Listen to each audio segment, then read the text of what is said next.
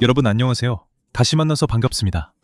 오늘 이 영상에서는 들키지 않고 불을 피우기 위해 꼭 알아야 할 필수 요소들을 하나씩 살펴보겠습니다.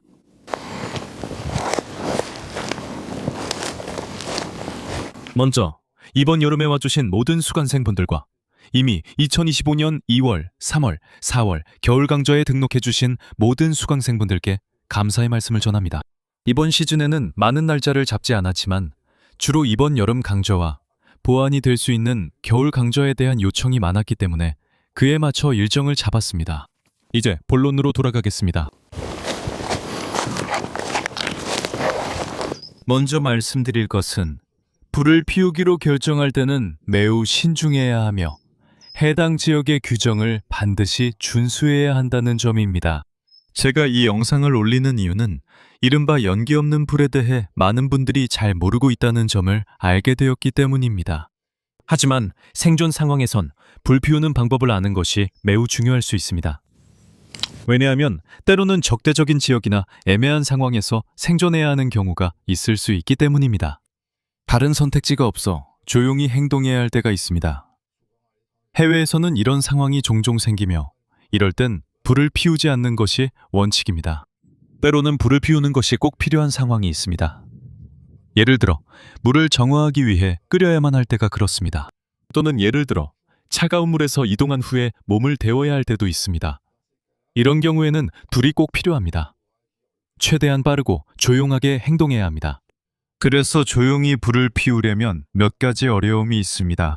첫 번째 도전 과제는 불을 준비하는 동안 누군가가 여러분이 불을 피우는 소리를 듣거나 보는 일이 없도록 하는 것입니다. 그리고 불을 피운 후에는 이틀 동안 아무도 연기를 보지 못하게 해야 하고 밤에는 불빛이 보이지 않도록 해야 합니다. 마지막으로 아무도 여러분의 불에서 나는 연기를 맡지 못하게 해야 합니다.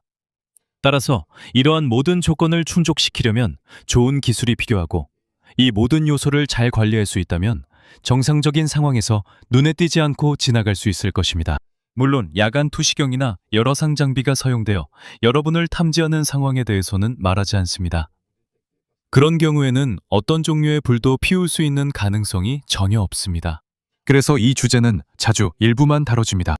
일반적으로 다코타 화덕을 추천하는데 이 방식은 매우 좋은 화덕 시스템이고 매우 효율적이며 꽤 은밀합니다. 하지만 오늘 우리가 볼 방식만큼 은밀하거나 효율적이지는 않습니다. 또한 불을 준비하는 부분, 그러니까 불을 준비하는 과정, 설치. 불을 은밀하게 피우는 방법은 거의 다뤄지지 않지만 이는 매우 중요한 요소입니다. 현장에 나가본 사람들은 이게 어떤 의미인지 정확히 알고 있습니다. 연기 없이 불을 은밀하게 준비하려면 시간과 일정한 노하우가 필요합니다. 이제 가능하다면 불을 피울 때 높은 지대를 선택하는 것이 좋다는 것을 알아보겠습니다. 그래서 언덕이 많은 지역에서는 바람과 지형에 따라 언덕 꼭대기나 능선 위를 선택하게 됩니다. 이 언덕의 가장 높은 지점, 바로 아래쪽에 약간 숨어 있는 것이 종종 더 좋습니다. 이렇게 하면 한쪽 면에서만 보이게 됩니다. 예를 들어 계곡 바닥에 있다면 더 높은 곳에 위치한 팀에게는 매우 눈에 띄게 됩니다. 또한 연기나 발생할 수 있는 연기를 흩어지게 해줄 수 있는 숲이 우거진 지역을 찾는 것이 당연히 좋습니다. 만약 여러분이 수건 아래나 덤불 속에 있다면 어떤 경우든 연기는 퍼지는 경향이 있고 여러분의 위치를 정확하게 알릴 수 있는 연기 기둥이 생기지 않을 것입니다.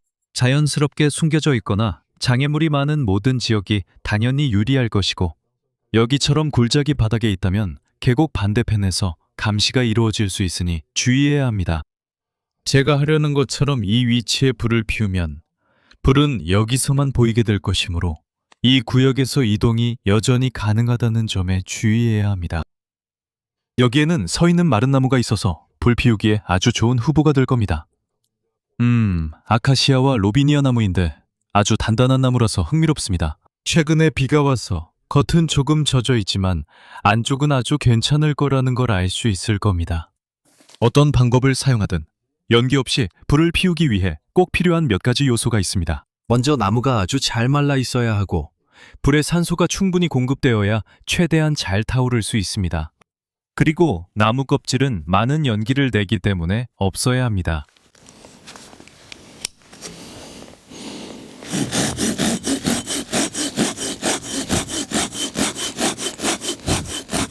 또한 나무의 단면이 불씨더미의 크기에 잘 맞아야 합니다.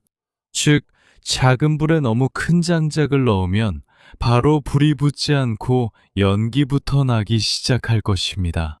따라서 같은 장작도 큰 불에 넣으면 연기 없이 아주 빠르게 불이 붙게 됩니다. 또한 연기 없이 잘 타는 나무 종류도 있다는 것을 알게 될 것입니다. 즉, 다양한 참나무, 너도밤나무, 서어나무, 물풀의나무, 단풍나무 등이 있습니다. 대체로 이것들은 단단한 목재를 가진 화렵수입니다. 그래서 나무를 태울 때 이런 제약들 때문에 우리는 준비를 해야 합니다. 즉, 마른 나무를 찾아야 하고 반드시 쪼개야 할 것입니다.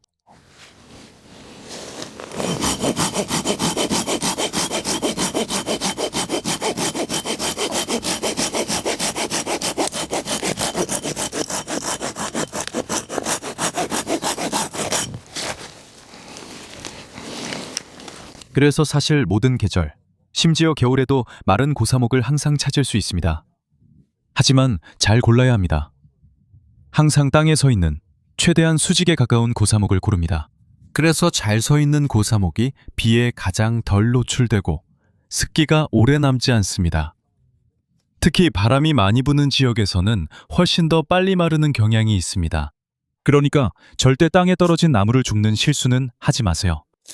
겉보기에는 마른 것 같아도 실제로는 대부분 항상 습기가 남아 있습니다. 여름에도 그렇고 겨울에는 더더욱 그렇죠. 이제 가장 중요한 부분을 다루겠습니다. 바로 나무를 쪼개는 작업인데 부시크래프트에서는 이것을 베토닝이라고도 부릅니다. 이제 우리는 나무를 최대한 효율적으로 쪼개서 다양한 크기의 조각들을 만들어야 합니다. 그래야 불을 점진적이고 적절하게 유지할 수 있습니다. 처음에는 작은 불을 피우고 작은 조각들로 불을 지필 것입니다. 불이 커지면 점점 더 큰 조각들로 불을 지피게 됩니다. 이렇게 하면 항상 불의 크기에 맞는 조각을 사용하므로 연기가 나지 않습니다. 숲에서 조용히 있으려면 칼질, 마체테질, 특히 도끼질 같은 소리를 반드시 피해야 합니다. 이런 소리는 지형에 따라 때로는 1km 이상까지 들릴 수 있습니다. 방금 제가 한 것처럼 톱을 사용할 겁니다. 가능한 한 최고의 품질의 톱을 사용해서 톱질하는 시간을 최소화할 것입니다. 그래서 부시크래프트에서 보통 가르치는 베토닝은 도끼, 칼, 마체테를 사용하든 항상 매우 시끄럽습니다. 다시 말하지만 여러분은 금방 들통날 것이고 그게 목적이 아닙니다. 그래서 혼자서든 팀으로든 소음을 내지 않고 베토닝할 수 있는 여러 가지 기술이 있습니다. 오늘은 그 중에서 혼자서도 할 수 있는 2가지 방법을 알아보겠습니다.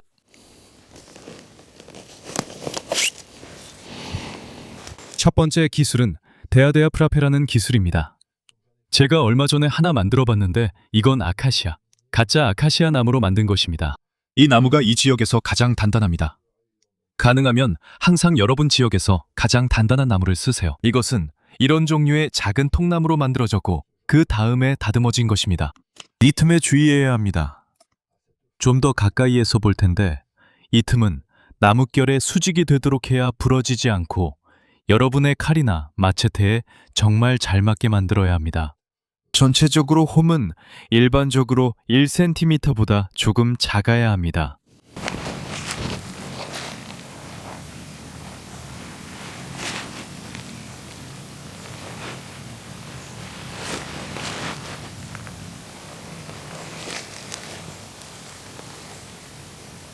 이렇게 하면 캠프에서 쉽게 이것을 만들 수 있다는 게 장점입니다. 그래도 사용하는 도구에 따라 최소 30분에서 1시간 정도는 걸릴 것입니다. 사용하려면 천도 필요하다는 걸 알 수 있는데 아무 천이나 사용할 수 있습니다. 여기서는 양말 한 켤레를 사용할 겁니다. 주의하세요. 이 방법은 소음이 퍼지는 것을 막아주긴 하지만 약 50% 정도만 줄여줄 뿐입니다. 그 이상은 아닙니다. 자막.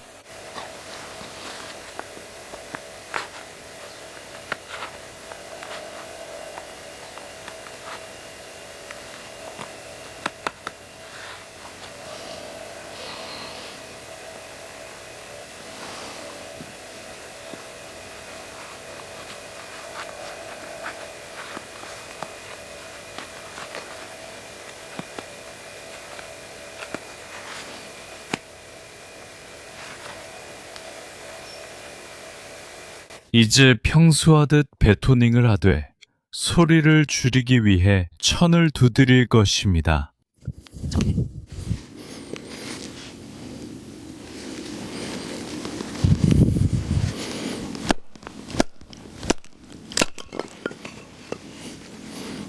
그래서 반드시 더 느릴 수밖에 없습니다.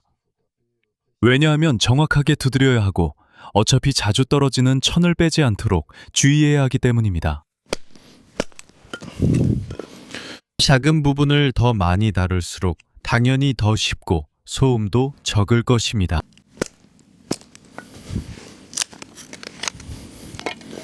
자, 오늘 볼 두 번째 기술은 좀 더 무거운 장비를 사용하는 것입니다. 그래서 주로 팀으로 사용하는 것이 좋습니다. 하지만 이 장비가 실제로 좀 더 무겁긴 하지만 혼자서도 가져갈 수 있다는 것도 볼 수 있을 겁니다. 이걸 야전용 나무 쪼개기 도구라고 부릅니다. 이 장비의 작동 원리, 제작 과정, 사용법을 알아보겠습니다.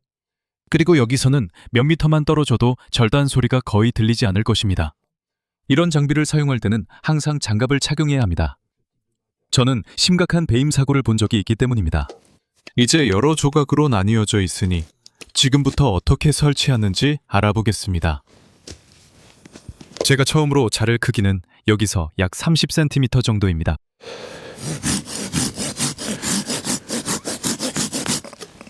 Voilà, pas plus.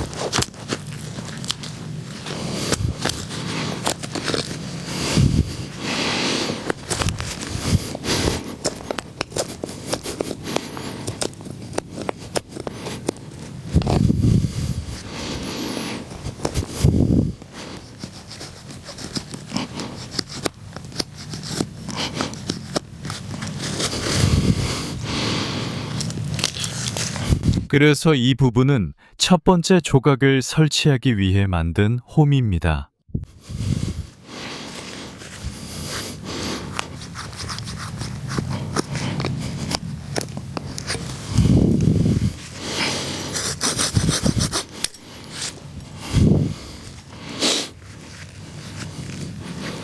네, 이게 딱 맞아야 합니다. 자, 이제 이걸 묶겠습니다. 그래서 여기 끈과 가는 줄가 있습니다. 이건 대략 2m 30cm 정도 됩니다. 4mm 정도 될 거예요. 이건 4mm짜리입니다. 그리고 이건 다이너마이트입니다. 그래서 여기서 럭크스 헤드 매듭을 만듭니다. 그리고 하나 더 만듭니다. 저도 똑같이 하겠습니다. 럭크스 헤드, 매듭. 수준에서 중앙에서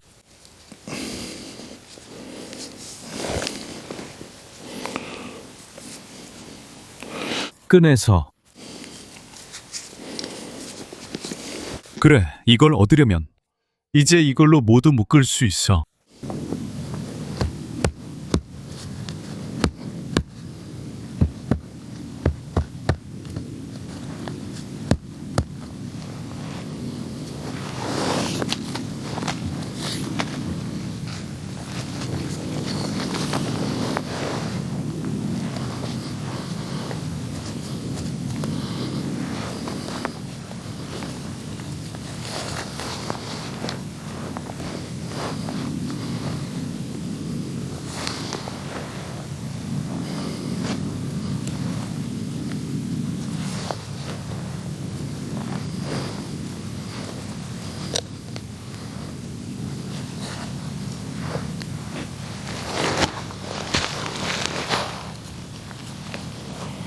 여기 반쯤 벗겨진 게 있는데 이 정도면 좋아.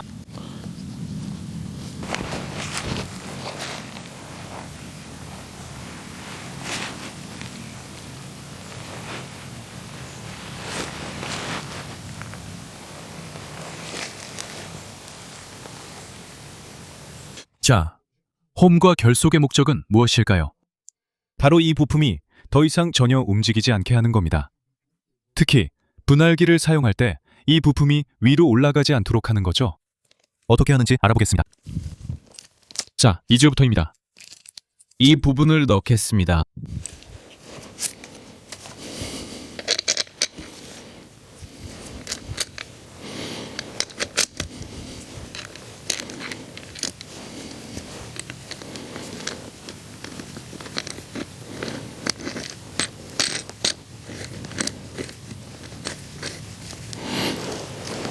우리가 자를 때 이 부분이 위로 올라가는 경향이 있습니다.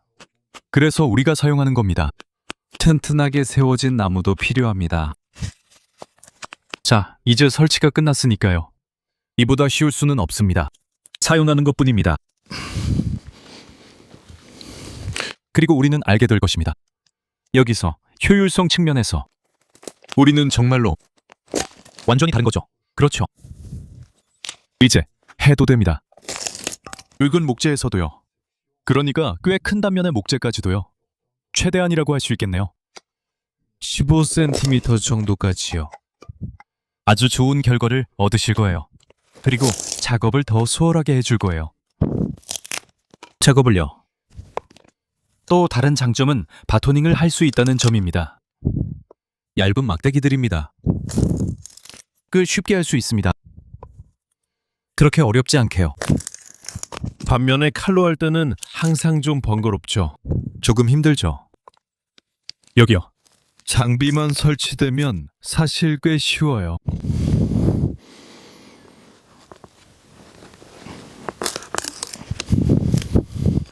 이 장비는 집에서 아주 쉽게 만들 수 있는 장비예요. 여기 보시면 낫이랑 벽돌 공용 직각자, 그리고 몇 개의 구멍만 있으면 만들 수 있어요. 정말 쉽게 만들 수 있습니다. 보통은 이 기술을 더 긴 마체테로 사용하기 때문에 더 큰 지렛대 효과를 얻을 수 있습니다. 하지만 이런 마체테는 정말로 무거울 수밖에 없습니다. 최소한 5mm 두께의 마체테가 필요해요. 그렇지 않으면 쪼갤 때 비틀림이 생길 수 있습니다. 마체테로 나무를 쪼갤 때 정말 힘들어질 겁니다. 자, 이제 나무를 제자리에 놓고 화로를 최적의 상태로 준비하겠습니다. 오늘 우리가 볼 기술은 특히 라틴 아메리카에서 경찰 등 공권력이 사용하는 기술입니다. 이 기술을 통해 현장에서 압수한 마약을 다른 집단에게 눈에 띄지 않게 소각할 수 있습니다.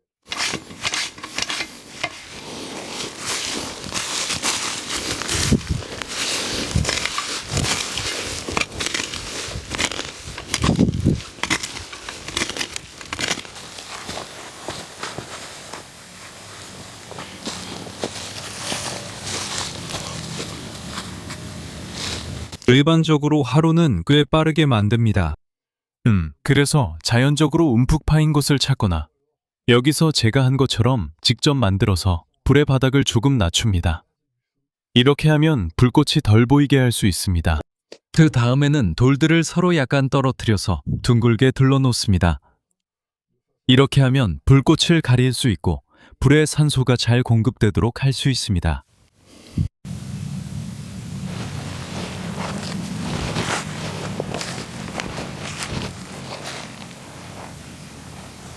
자, 이제 준비한 나무로 문어불, 즉 거꾸로 피우는 불을 만들겠습니다. 그래서 이 불은 잘 만들면 연기가 거의 나지 않습니다. 그래서 이 불은 다른 장점도 있는데 한번 준비하고 불을 붙이면 스스로 연료를 공급하면서 오랫동안 타게 됩니다. 그래서 이 불은 여러분이 다른 준비나 다른 일을 할 수 있도록 꽤 많은 시간을 벌어줄 수 있습니다. 그리고 이런 불은 추운 지역에서 항상 사용된다는 점을 알아두세요. 얼어붙은 땅이나 눈이 덮인 땅에서 사용하는데 이 불은 위에서 아래로 타들어가는 방식이기 때문입니다. 그래서 이런 불은 이런 환경에 특히 잘 맞습니다. 그리고 알아두셔야 할 점은 불에 맞는 크기의 나무를 계속 추가해주면 연기가 나지 않는다는 것입니다. 반면에 불이 바닥에 닿아서 제가 바닥에 놓은 통나무에 닿게 되면 그때는 연기가 나올 것이고 그건 아주 정상적인 현상입니다. 그러니까 이런 종류의 불은, 이 크기의 불은 보통 해가 지기 1시간 전에 피우기 시작합니다. 그래야 낮이나 저녁에 연기가 전혀 나지 않게 할 수 있습니다.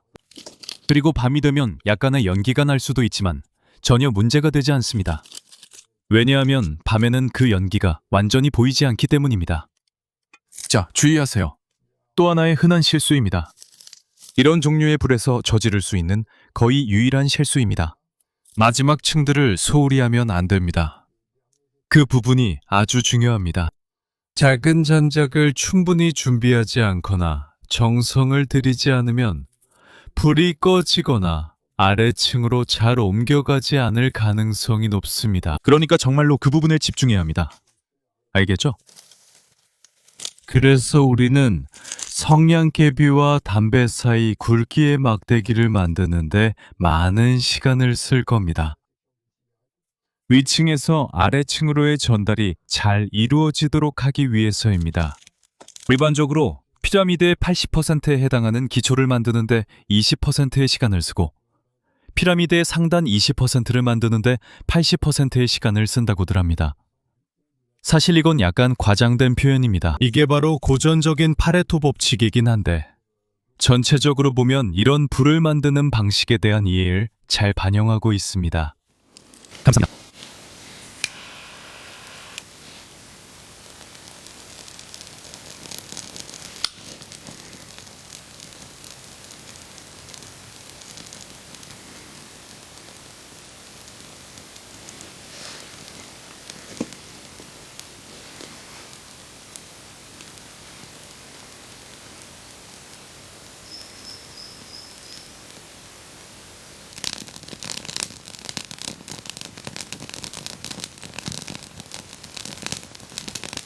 자, 이 시점부터는 불이 끝날 때까지 거의 연기가 나지 않습니다. 가끔씩 구간을 추가하더라도 마찬가지입니다. 연기와 연기 냄새에 문제가 남아 있습니다. 그러니까 만약 연기가 발생하지 않으면 연기 냄새도 나지 않을 것입니다. 따라서 연기가 보이지 않게 문제를 해결하면 연기 냄새 문제도 함께 해결됩니다. 이 불은 30m 떨어진 곳에서는 냄새를 맡을 수 없습니다. 전혀 느껴지지 않을 겁니다. 오늘 우리가 다뤘던 모든 요소들을 잘 신경 쓴다면 정상적인 조건에서는 거의 감지되지 않는 불을 피울 수 있을 것입니다. 반면 영상 초반에 말씀드린 점 잊지 마세요. 존 오스틴에서 어떤 불도 항상 큰 위험을 감수하는 일이라는 점을 명심하세요. 그리고 불을 피우는 것은 정말 최후의 수단일 때만 해야 한다는 점 물론 잊지 마세요. 네, 이 영상이 여러분께 조금이나마 도움이 되었길 바랍니다. 현장에서 좀 더 깊이 배우고 싶으시다면 서바이포메이션 사이트를 꼭 방문해 보세요. 다음 영상에서 뵙겠습니다. 감사합니다.